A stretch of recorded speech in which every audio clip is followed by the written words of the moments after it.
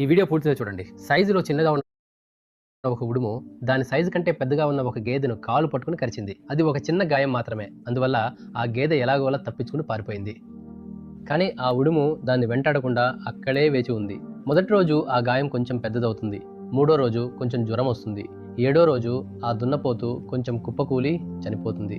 ఇప్పుడు ఆ ఉడుము సులభంగా వెళ్ళి ఆ దున్నపోతును తింటుంది.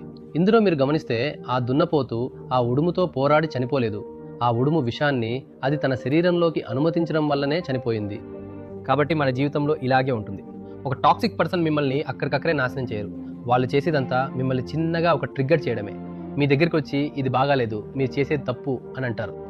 లేదా మీ వల్ల కాదు, ఇలా నిరుత్సాహపరిచే ఏదో ఒకటి మాట్లాడడం, ఏదో ఒక చిన్న పని చేసి వెళ్ళిపోతారు. ఆ ఒక్క మాటను మనసులో పెట్టుకుని అదే విషయం గురించి పదే పదే ఆలోచిస్తూ నిద్ర కూడా పట్టకుండా మనపై మనకే సందేహం పెంచుకుని చేయాల్సిన పనిని మధ్యలోనే వదిలేయడం జరుగుతుంది. ఇది మనల్ని పూర్తిగా నాశనం చేసేస్తుంది. కాబట్టి ఎవరైనా మిమ్మల్ని రెచ్చగొట్టడానికి ప్రయత్నిస్తే వాటిని అస్సలు పట్టించుకోకుండా ముందుకు సాగిపోండి.